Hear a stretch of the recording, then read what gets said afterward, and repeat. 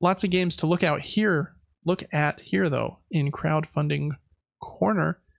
Got quite a few. We're looking at games here that are ending in about the next 2 weeks. First one is called Ascension Legends, and this is a deck building card game. And I guess the first version of it came out about 15 years ago, and it's had a couple different versions since then. And I think like 15 different like add-on decks have come out. And I don't know a lot about it in the gameplay, but you're playing cards to get better cards to score. I think they call it royalty, basically points. This is a new kind of standalone version called Legends that comes with, I think, 4 decks. And so you could just get Legends, and kind of it's a new starting point, entry point for people to get into Ascension. And then they have a bunch of add-ons you can buy, like the playmats or the original version or every deck that's ever come out. They're reprinting. So if you like Ascension and don't have everything, I think some of them are hard to find, again, because they're kind of old at this point. They are reprinting everything along with this expansion. I think the cards look kind of cool, but I'd have to look more into the gameplay to see if it's something I would like. I think the pledge there for just this kind of new starting point, Ascension Legends, is $40, which isn't too bad, to be honest. You can get like the $65 one that has the foil cards and the playmat, but you can just get that base one at $40, which is a pretty good price. So I wanted to give Ascension Legends a shout out. That one is on Gamefound, not on I almost said Kickfarter, but that's not the name of the word. Gamefound starts with an F, and so I was on the F trail there for a minute. It's on Gamefound, not Kickstarter. Ends on August 7th. So by the time you hear this, you'll have like 4 or 5 days left. Next up is an expansion to one of the most popular kind of like strategy kind of war games. You're fighting on a big map with big miniatures in the dunes, kind of playing with like Egyptian gods and stuff. This game's called Kemet, and I think the first game was called Blood and Sands or something. And this expansion is called something that I didn't put in the document, so I'll have to tell you the name. Oh, here it is, Rise of the Gods. It has quite a few different pieces to it. You can just get the expansion, which adds a bunch of these kind of giant miniatures that are the gods that you can fight with. There's like servants to the gods that are kind of medium-sized miniatures, and they all include cards and stuff. In this game, you're trying to like control parts of the board to build, I think, different sanctuaries, but then you're also fighting a bunch with the other players. And like it says here, there's a 2v2 mode, a 2v2v2 mode, a 3v3 mode, solo mode. I'm guessing there's a 1v1 mode as well, but it didn't list that right here. But this is very much like a big miniatures game where it's probably pretty pricey. If you want the all-in, you're going to be like $300, but there's a lot of stuff there. And I know that people did like that earlier version, Blood and Sands. It also comes with this ginormous, they call it a big box. It's a pretty common thing to do in board games when they like kickstart an expansion. You can get it with the big box. And so it will come with the new stuff and then a lot of empty space so that your game from before can also fit. And then everything will just be in that big box. That big box is a big boy. He's very big. It's kind of like that Labyrinth game dimension? We looked at last week, and it's like a square. It's not even like a board game box size anymore. It's just a cube. I don't know if it shows dimensions, but I think later down it does show like all of the different cavities. Like this will hold this, and this is separated this way because it has to hold all those miniatures too. Like it's a lot in there. If you like Kemet, this will have some new stuff, some new ways to play. If you're just getting in, it looks like it's a little tricky. I was like, can I just buy like the base Kemet game? And I don't think you can. This base pledge of €75 is for the new stuff and the big box. So you wouldn't even have the game to play. It's just the new stuff. And so I think to get a pledge that has the base game as well, you're looking at like 150. If you scroll down a little bit more, Devin, we should be able to see here in the rewards. There's the Collector God Pledge, and I think that one, I don't, with the exception of the core box. If you want the core box as well, you have to do the new God Pledge, which I guess is for new players, that has the original game, the new stuff, and the big box. But then it also comes with a lot of other stuff. Like I want a pledge that doesn't have those. It has like the sleeves and the playmats, and I don't know, kind of a big barrier to entry for new players, in my opinion, to be 230 euros. It's like, what, $260? And you haven't even worried about shipping yet? I don't know. But Kemet's kind of a big deal. So again, wanted to give that one its dues. Cool pieces. Crazy. Yeah, very cool miniatures. Mm-hmm. And that, scroll down just a little bit more to show all the cavities in that big box. Oh, it's unbelievable, because that's not the end of it right there. It continues. That's just like the top half. Yeah. The box, that's crazy. It showed dimensions. It's 13 by 13 feet. Nice. Is it 13 by 13 by 13 inches? No, I don't know. Oh, okay. If it is, that's this, I think, the size of one of these Calyx shelves, the entire shelf. And so maybe it is something my guess like is that. they probably make it to be that, because I imagine they don't want to make it so big it wouldn't fit on what is the most common board game shelf. But anyways, I know a lot of people like Kemet, so maybe I'm missing out on something here, but it looks a little too fight me with your plastic dude to me, where I usually like, Euro games a little more. But anyways, that is Kemet. Ends on August 7th, also on Gamefound, not on Kickstarter. All right, next up, I think the rest of these are all on Kickstarter. This one we've talked about before, but not in this new kind of only looking at the games coming up in the next 2 weeks section. So this is Rise of Babel. It's a game about building the Tower of Babel, kind of from the Old Testament. It ends on August 8th. A very pretty game. I think the art is by Andrew Bosley. And it looks like it's kind of like a medium weight, maybe even medium light. It doesn't look very complicated, in my opinion. You are playing cards, and I think the cool part about this game, I like this system. You'll draw a hand of cards, and then the cards have a top action or a bottom action in a different color. And you get to choose if you want to do the top actions of all of your cards or the bottom actions of all of your cards. So there's one choice there instead of like too many. So I kind of like that simplicity. Then you play those cards, do the actions on them, and you're moving different bits of materials to build this tower. And if you complete a whole layer of the tower, then like something stacks on top of it to build the next layer, and you get points when the layer is completed. You're also like using your elephant to pull a cart to move more pieces over to the tower. So you're doing a bit of stuff with the actions from those cards. The problem that I have with this one is that the pieces on the deluxe pledge look so cool. They are nice, like big azul pieces that look like starbursts. In this $175 deluxe pledge, yeah, look at those. Nice big, like, I don't know if that's acrylic or resin or what those are, but they are basically azul pieces with the resources printed on top. Where in the base game, that's a cardboard token. And I like cardboard tokens. I'm not like against them, but those look so cool that I'm like, but I definitely can't pay $175 for this game. And I don't even know if I want it bad enough to. Those pieces just look so cool. So I'm not sure. I also don't like, I don't know. A lot of these Kickstarters like add tiny little expansions that are in like a little envelope. Like this adds 7 new cards and it's $7 more. And those are included again in the deluxe one there. But if you want to add them to the base game, then you got to add the $7. And there's this other one that's $5 more. I think that's dumb. Those are things that should just be in the game, in my opinion. You'll kind of see that. And they do have a full expansion here for $25 more. So I don't know. There's a lot of add-ons, which makes me bummed. I need to look into this one a little bit more. I think this is one, I marked 4 of them, Devin, with yellow highlighting mark. It might look blue in kind of our black page here.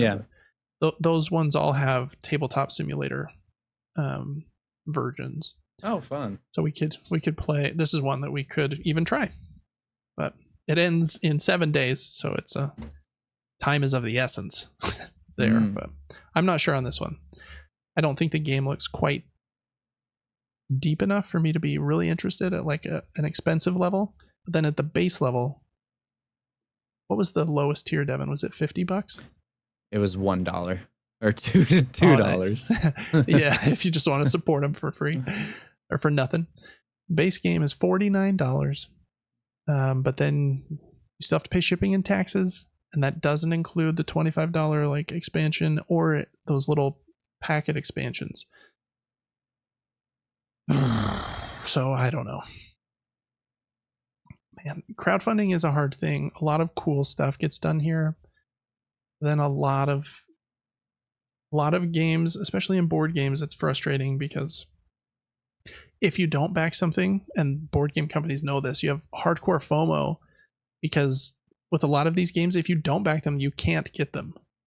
Like, it's not like a video game getting crowdfunded is way simpler, because you'll probably get it for like $5 cheaper because you backed it 2 years ago. But it's still going to come to Steam or the PlayStation store after they're done at just $5 more. So I could have just waited, paid $5 more, and that's fine. But if you wait on these board game things, you just won't get them. Unless you buy them from someone on eBay for twice the price that they were during the Kickstarter. It's a whole mess. I don't know. Anyways, that was Rise of Babel. It looks pretty good. The artwork's really good. It might be a really solid game. Next up is a silly, short, they call it Mario Kart-like race game called Dodos Riding Dinos.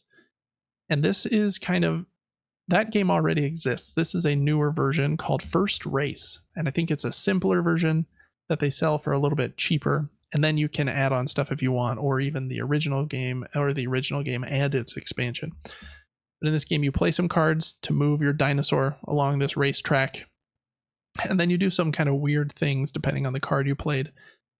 And you might throw pieces at the board, trying to knock your opponent's pieces off their track piece. And they have some weird rules with how you throw them. If it is like the asteroid piece, you have to hold it in your fist like a foot above the table with a closed fist, and then open your hand to drop it and try to hit one of them. So there's a little less accuracy there than like holding it with your fingers. If it's the banana, then you have to put your elbow on the corner of the table like a hinge, and then throw it forward like that. Yep. And there's one that you have to hold like with your palm facing up, and then you have to toss it like slightly up to try and hit them. So it puts some restrictions on you, so you can't just like totally peg them. One of them you put down and flick like a crokinole disc.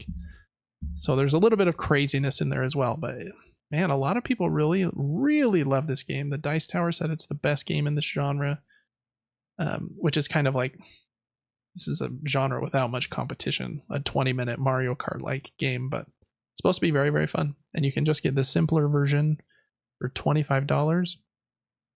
That version, I think, comes with wooden meeples.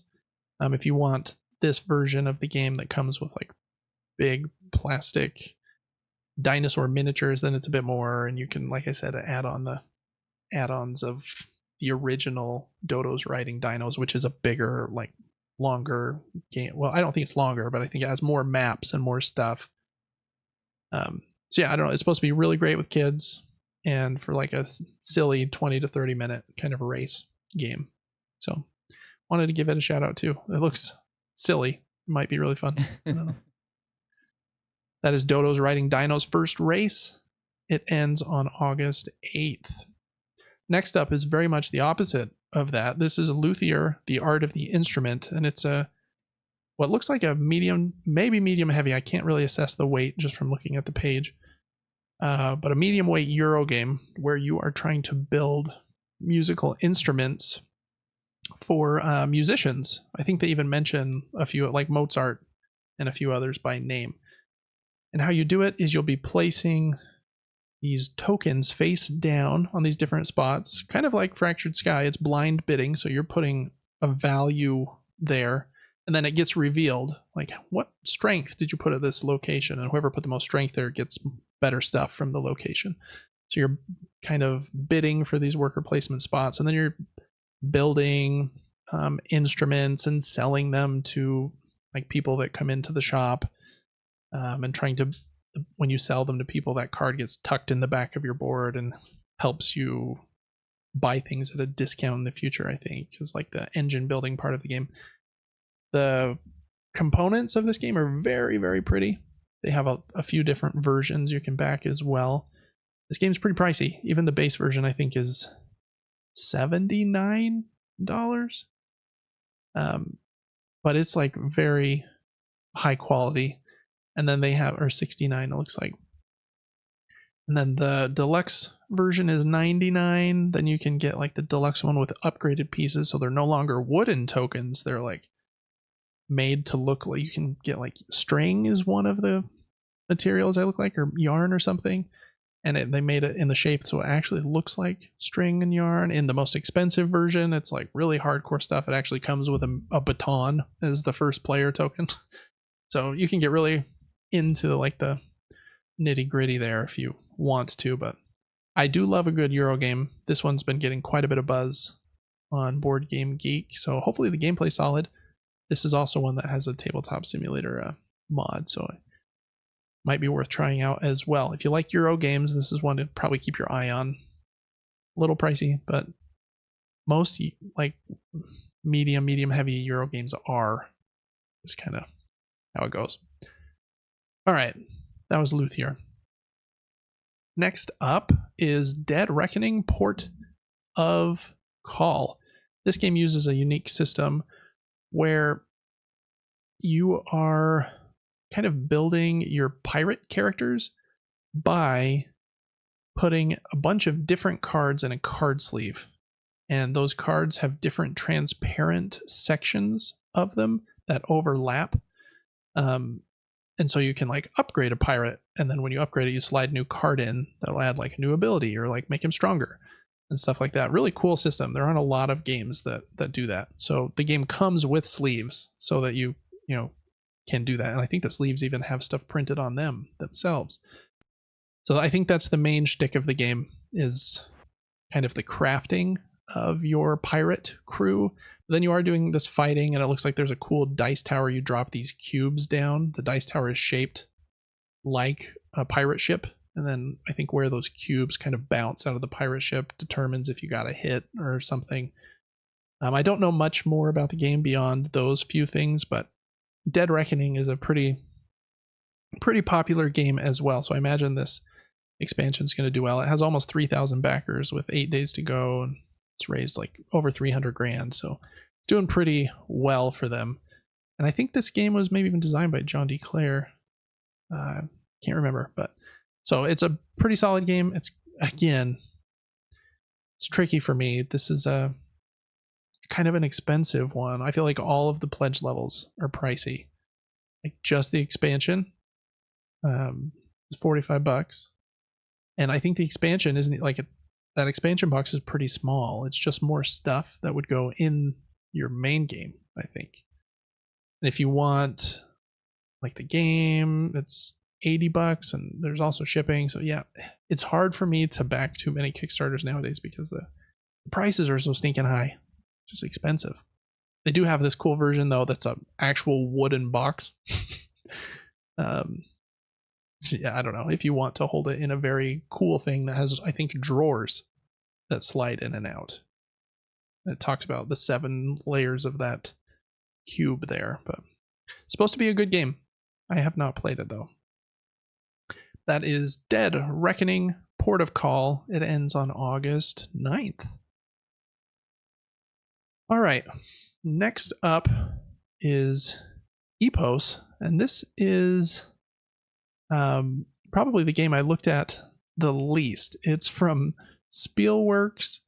It has 11 days left, so it ends on August 11th. And I think it says here on the box, it's a new game in the, I don't know how to pronounce that, Gentis line. And it very much looks like kind of an old like kind of dated Euro as far as like the box art is concerned and stuff. It's just like blue box with yellow title, and then the board is a map. And I haven't played that original game, so I don't know if this is like a series to be like super excited about or not. I even think like the graphic design here on the cards is like kind of bland and hard to see. But since it was in kind of a famous line, I just wanted to mention it in case anyone loves Gentes? How would you say that, Devin? Gentes. Gentes. Gentes. Yeah, I don't know. Anyways, so sorry, folks. I don't know a ton about that one. 3 more here, and then we'll be done with Crowdfunding Corner. Next up is Jurassic Feud. This is kind of not a sequel, but like a new version of an earlier game called Catapult Feud. But this time, instead of being medieval catapults, it's dragons and dinosaurs with also some castles. Basically, in this game, both players set up their castle and then start launching rocks out of their catapult dinosaur at their opponent's castle. And whoever can knock down their opponent's castle first, I think, is the winner. I think there are like more rules than that I just explained. Like there was like a little kid version where it basically is just that, and then you can play with like more rules. It's supposed to be very fun. Catapult Feud, I think, reviewed pretty well when it came out, and this version looks definitely sillier with like the dinosaur's tail whipping around, and I don't even know if that's a tail. It looks like a catapult built on top of a dinosaur. But anyways, if you like a silly dexterity game, I thought one looked kind of funny and silly, to be honest. And I thought the price wasn't too bad either. I think you can get that main box for, scroll down one more, Devin, that's just a pack of 4 extra dinos, for $60. And then I think for 85, scroll down one more. Yeah, for $85 you can get the Jurassic Feud and an expansion box that comes with 2 more dinosaurs. You have more to choose from. It also comes with 2 mats and stretch goals and stuff. And then there is some bigger versions as well that add like a volcano and a 3-headed dragon and some Vikings. So you can go all out with this if you really wanted to. But every video I'm seeing like of this game has very recessed tables. So I think they know something we don't. You're going to be losing the cannonballs. It's like you need to play it on a pool table. In the first video, this one's got, what, a 3-inch wall right there? Yeah. Yeah, board game tables with a recessed play space like that are very popular in hobby board gaming, but they're very expensive. I don't have one. I play with a mat on top of my dining room table currently. I'd love to get one day, but money, right? But yeah, you're probably right. Yeah. There was a game last week we talked about that was the flicking one, Catacombs, and they had that like cardboard and a perimeter around it so that if you did flick too far, it would like get stopped by the perimeter. But yeah, this one I don't think is getting stopped by anything, but maybe if they expect you to hit the castle each time, maybe it would hopefully stop. But I imagine stuff's gonna be flying everywhere. A few of these games have given me Chuck Rock vibes. The dinosaurs in some of these games and these cavemen and like you're launching boulders. That's true. And Dodos riding dinos. I can see that vibe. And then in this one for sure, that Triceratops definitely looks like that Triceratops boss in Chuck Rock a little bit. I think that was one of the first bosses was a Triceratops. That's a deep pull. That's not the term. Deep cut. It's a nostalgic Super Nintendo game called Chuck Rock. Yeah. Very nostalgic. That's a funny one. Google that if you haven't seen that video game, and if you like games from the Super Nintendo, it's a good one. That one ends on your birthday, Devin. August 14th. Ooh. Jurassic Feud ends. So maybe someone will gift you a copy of Jurassic Feud. All right, 2 more. Next up is Sprocketforge. This is an engine building game that I think looks a little janky in its marketing. Like the marketing video here is a little weird. But And it doesn't look very complicated. It's kind of a medium light game. But it has a couple cool parts. You basically have this factory, and I think you're trying to produce mana or magic for the different like people around in the town. And how you do that is you have this connection. You have this factory with this main machine with 5 different gears that are interconnected, and they spin each other. And you get to customize your gears a little bit. You can put these little cardboard circle pieces inside the gears. And you get to choose which ones you put in. And then those gears will spin at different points to produce the different goods. And then you can complete contracts with the different types of magic that you have. So I don't know. I kind of like that idea of the spinning gears. There are other games that have used gears before. I think Zolkin is the most famous, but I think one of the complaints some people have about Zolkin is the gears don't turn very often, but this one looks like you're doing it very often. I don't know. So it looks like it could be a fun game, even though like I don't think the art is like amazing and anything about the game looks like super incredible. It does have like a deluxe version of the game with metal gears, and they look really cool. But there's also one other mechanic I like in the game. At the top of your factory, you have this recessed section for like the chimney of the factory, and every time you use a resource to complete a contract, that resource goes into your chimney as, what do they call it, as like the waste from your factory, and you have to spend some other actions to clear the waste, or else as you get more and more like smog, those pieces in your chimney there, then it starts to limit which cards you can interact with on the board. So I thought that was kind of a cool idea to keep track of the waste there. I like games that have kind of a record of goods sold. It's one of the main reasons I love Sand, which came out from Devere Games this last year. You get to keep, anytime you sell something, it goes in like your accounting book over on the side and like this nice perfect slot. I like that feeling. You kind of have a visual representation of everything you've accomplished during the game too. Yeah, so I don't know. Aesthetically, I don't think it looks amazing, but it could be a kind of fun system. Those metal gears are kind of cool looking. But that weird orc with the monocle, not so sure about him. So anyways, that's Sprocketforge. That one ends on August 15th. That one also has a tabletop simulator mod. And then last up is Yonder. This is a fantasy worker placement game from Sinister Fish Games. They have had some really big hits. I think Villagers was probably their biggest hit. And then Streets came after that. Maybe I'm missing one that was a bigger hit. I have their latest game. It's called Moon. It's a really, really fun game. This one, all of those games come in like a very unique sized box. It's like the size of a, I don't even know what that big. The size of a, say you took 4 cans of soda, laid them down with 2 next to the other 2, and then put 4 on top of them. Well, whatever. I'm trying to explain a box size. It doesn't matter.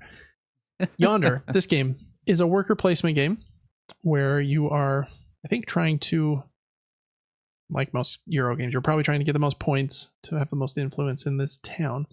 You do that by putting your workers down, but you can attract different kinds of workers to your area, and the different types of workers have a different meeple, and they work differently. I like about their games at Sinister Fish, they make their artwork like very simplistic. If you looked at it at like first blush, you might think this artwork like isn't done. But I kind of like the minimalist kind of value to it. And even the meeples are like very like simple. Like the skeleton is just like a really tall, weird looking white meeple with 2 eyes, and that's all that's on it. Anyways, the different workers act very differently. There are these big ogre ones. Whichever spot you put them on, they produce twice as much of whatever's there, because they're big and strong. There are the orcs, I think, or goblins is probably what they're called, and they when you get them in a set of 2. There are you can see all of the bonuses here. The skeletons don't need to be fed at the end of each round, which can be a big deal in games. Having to feed all your workers can be difficult. The elves can go to spots that other workers are already on, which again, in worker placement games, blocking is usually a big deal. So I like that there's that differentiation. And again, those meeples are kind of minimalist and silly looking. And then you're also kind of has an Everdell element where you're playing cards down in front of you into your own like little community. And then you can play your workers on your cards as well. Any worker that you play on your card would activate that card. You can play your workers on the communities of other players. And then any workers that are on I think by doing so, though, you're giving them that worker. So it's kind of a bit of a trade-off because they're in your community then. And then any workers at the end of your round that are in your tableau of cards, your community, you have to be able to pay a food for each of them, or else they are lost and go back to the and I think you lose some gold as well for not being able to feed them. There's also these boat pieces, and you you're using them to trade, I think, and to fulfill these kind of shipment cards. And I think one thing I read said that once you have fulfilled one, it becomes kind of a law in your community that you have to do that trade at the end of every round, or else you're penalized for not doing it in the future. So there's a little bit of like forethought that you have to do in order to make sure that you're setting yourself up to not be in a bad spot later in the game. I think this game looks really cool. Scroll down to the prices, Devin. I don't remember exactly what they were. You've got the Kickstarter edition is €50. That is $65 is what they think the conversion would be. Or the deluxe edition, which I think the only difference in the deluxe edition is scroll down, Devin, in the middle, and it should show us what the deluxe edition's differences are. At some point, it might be. Oh, it's right here. Yeah. So that's the regular edition. The deluxe edition, there are 25 metal coins instead of cardboard coins. A wooden round tracker. I don't really care about the round tracker being wooden. Wooden first player token. You do get a game trays insert. Their inserts are really excellent. But other than a nice insert, I think almost everything else is pretty one-to-one. You still get like all the wooden meeples in every version. So I don't know. $65. That's not terrible. You do have to think about shipping and stuff, but I like some of the ideas in that worker placement game. They seem a little bit unique. So anyways, that is Yonder from Sinister Fish. They're a pretty popular company. So I think this one will probably perform well. Scroll up to the top, Dev. Let's see how much they've earned. They've got 100,000 out of their $41,000 goal with 1,200 backers, but it has 14 days to go still. It ends on August 15th. All right, that is going to do it for Crowdfunding Corner, except for our picks of the week. Devin, I'm just going to start and say that this one, Yonder, is my pick of the week. You took mine. Ah, wow. Cool. Well, that's okay. We can both have the same pick of the week. I think it looks cool. I like the minimalist art. I really love Moon, the game from this company, from the same designer. That was their last Kickstarter campaign that I have. And so this one is kind of calling my name. I like worker placement games. This one has a little bit more going on than, some more simple worker placement games that I have in my collection that I feel like I need to purge. So I don't know. I do feel like this is one that it's calling David's names. Will you scroll down to shipping and see if they have a shipping estimate? That's usually near the bottom. You might have to scroll a ways. Maybe up just a tiny bit more. Why Kickstarter rulebook? Here it is. Shipping, Kickstarter edition, deluxe edition. If you scroll down just a tiny bit, we should be able to see USA is €13 for the Kickstarter edition and €15 for the deluxe edition. And so that's probably like $15 or $18 that you got to add on top. Love that. Love shipping. That's way cool. So fun. Yeah, way cool. Why did you like that one? Just curious. I liked the variety of the abilities of each meeple. Like the aliens do a specific thing. They're always grouped in a pair. Or, the skeleton or whoever it was can go to a place that's already occupied. Like that's kind of fun. Yeah. The way those can be placed. I also liked just the time that it takes, 60 minutes to 120. I think if you learn a game and can get it done in an hour and 15 minutes, that's kind of nice. Yeah, that's a good time. That is a good time frame. And then medium like difficulty, 90 to 120. But, You like them a bit longer? Sometimes it depends, but yeah, a lot of things I like. Yeah, it's simple, like you said. It seems easy enough to understand, yet there's something to learn there. Yeah, I don't know. Yeah. It's just it looks this fun. One. I got an email from them today that they just added a tabletop simulator mod for this game too. So yeah, I do want to try this one as well. But yeah, some good games this week in Crowdfunding Corner, I think. How many was that? That's 1, 2, 3, 4, 5, 6, 7, 8, 9, 10. Did I count that right? 5, 6, 7, 8, 9, 10. Nope, I didn't. That's 11. 11 games that I thought were worth bringing up in Crowdfunding Corner this week.